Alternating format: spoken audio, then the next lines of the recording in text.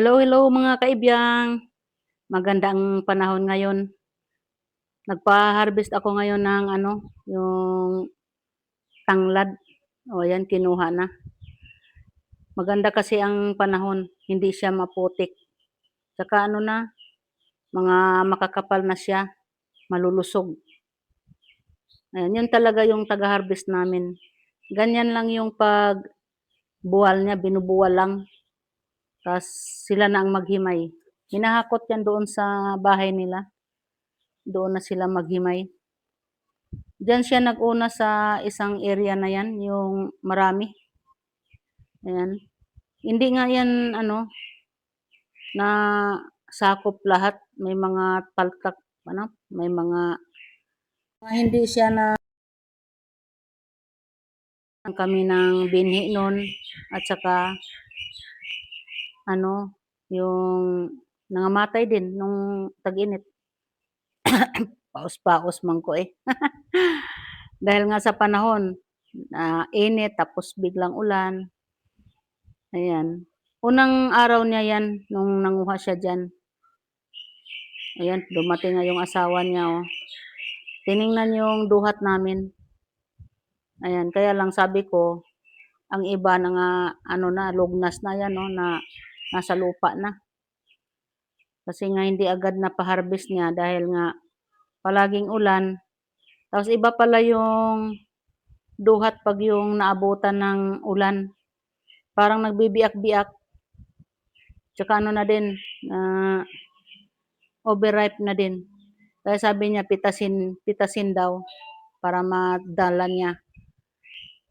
Kasi mayroon pa namang ano, yung mga buo pa, mga ganda pa naman. Ayan, tingnan mo yung tanglad, pag ganyan siya, tingnan mo, para lang siyang ano, parang kugon, yung damo na kugon. Ayan o. Bukas nga daw ipapita sa amin yan, para madala niya. Kaya nung unang pitas namin dyan sa ano, unang araw na pitas namin dyan sa duhat, naka 5 kilo kami. Tapos pangalawang araw, nadagdagan naman din ng 3. O di hindi siya nasayang, napakinabangan. Kung nai-harvest namin nung una pa, yung naaagad ba, hindi sana nasayang yun. Ang hango niya sa amin dyan sa duhat, 30 ang kilo.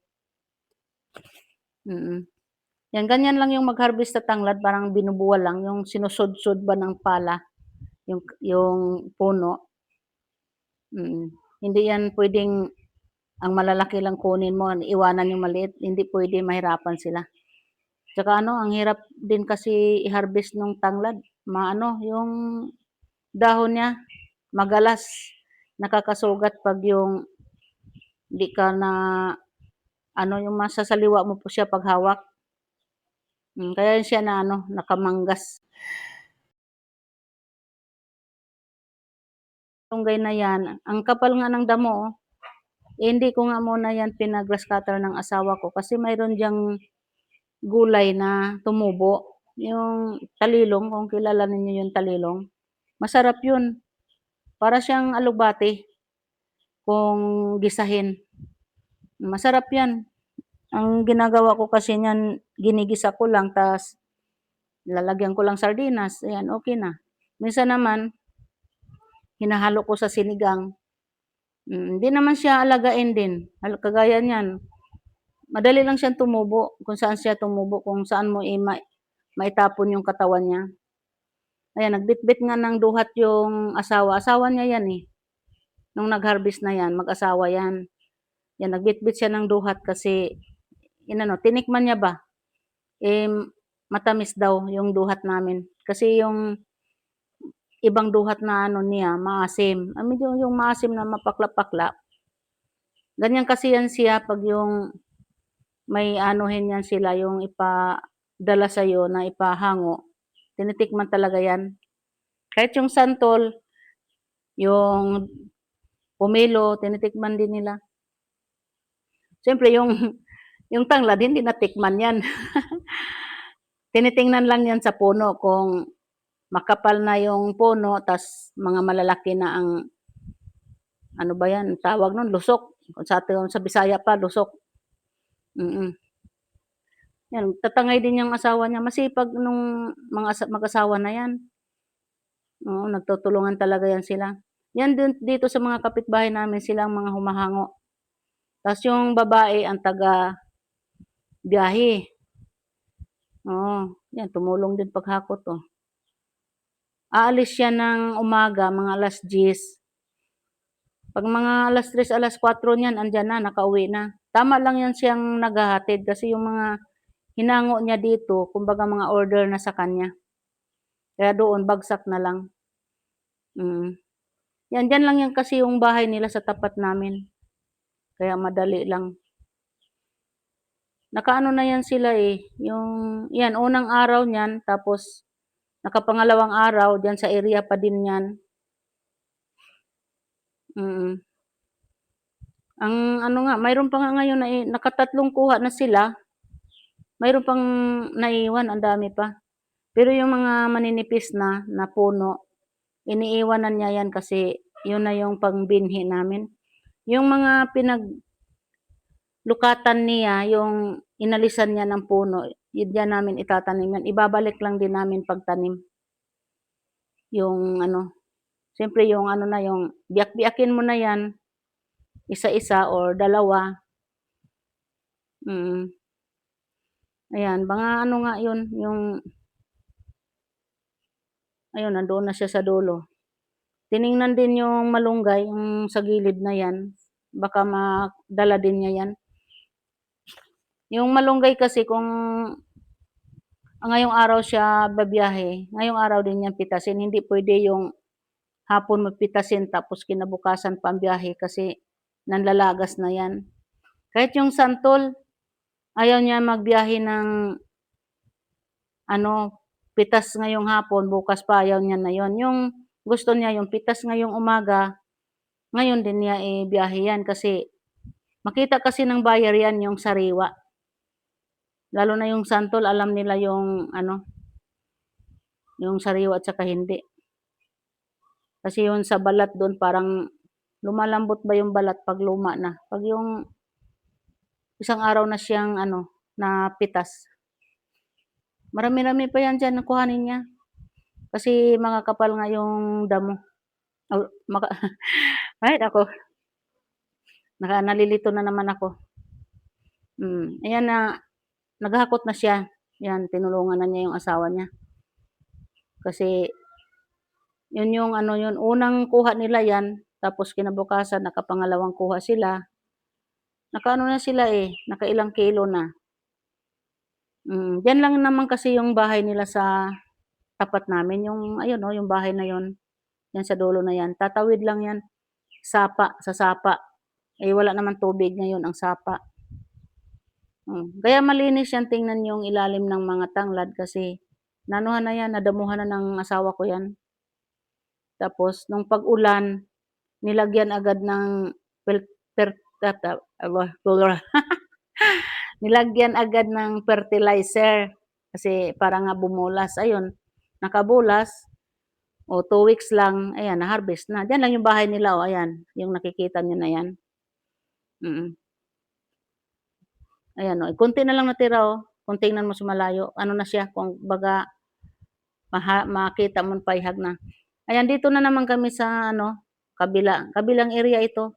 Hindi siya marami dito, mga ilang tudling lang. Pero maluwang-luwang sana 'yan diyaan, kaya lang hindi siya nasakop pagtanim kasi naubusan nga po ng binhi. Oo, kasi kagaya niyan, mataniman mo nga naman siya ng ano, hindi ka naman sigurado talaga na makuha lahat, ay yung mabuhay lahat 'yun. Ayan, nakaano 'yan sila, nakaano na 'yan sila, 35, 37, tapos nakaano na sila, naka 80 kilos na, tapos yung pangatlo nilang kuha, naka 50, ayan marami-rami na din. Tapos ang kuha niya sa amin, 35 ang kilo.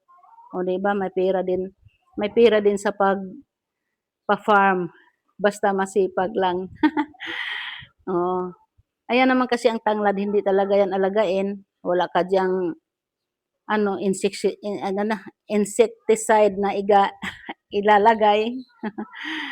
Oo, ayan, oh, konti na lang ang natira diyan, kinuha na niya lahat, ang iniwan niya diyan yung mga maninipis na lang pambini. Pero doon sa kabila, ayan medyo marami pa yung makukuha siya doon, oo. Ayan diyan konti na lang. Yung mag-asawa na yan lahat na lang na ano, yung mga gulay, mga prutas, yun naghahango sila niyan, dinadala nila sa bagsakan. Tsaka ano nga, may bukid pa yan silang alaga na palayan. Maluwang-luwang din kasi ang asawa ko nga ang taga grass cutter doon sa bukid nila. Tsaka yung 'pag halimbawa may ani na sa bukid nila, yung palay, pinapabayo nila, then ibebenta din nila yung mga ano, yung bigas na. Oh, kaya doble-doble kita. Ang sisipag nila. Mm. Eh, ngayon nga parang nagpa-extend yata sila sa bahay. Siyempre, mga pinag-ipunan nila 'yan. Ayun, basta masipag ka lang, oo. Kahapon naman pinapitas sa amin yung ano, yung kamyas at saka bayabas.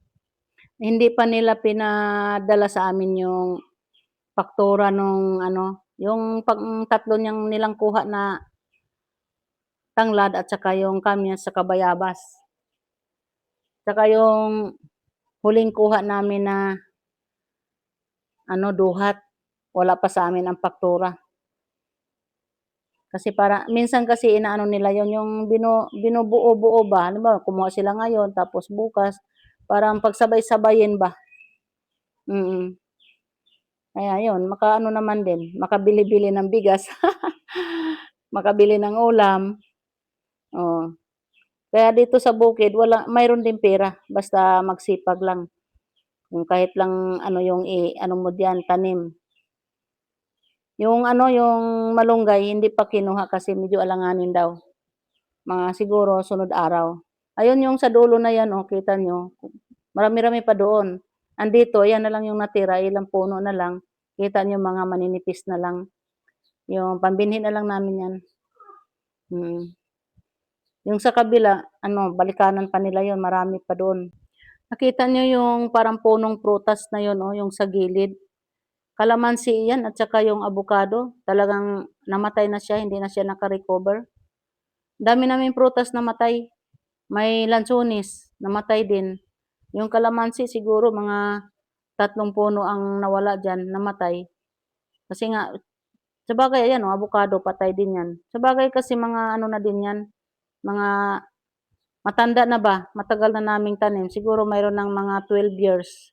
Yung kasi 'pag yung seedlings lang yung markot, madali lang talaga 'yan ano, lugnas. Madali lang ang buhay niya ba, mm. May mga rambutan din kaming namatay, yung puno niya, tsaka yung malunggay, ang daming mga nangabawas sa'min na nangamatay dahil doon sa init. Hanggang dito na lang mga kaibigan, 'pag hindi ka pa nakapag-subscribe, please do subscribe, like, and share. Maraming salamat.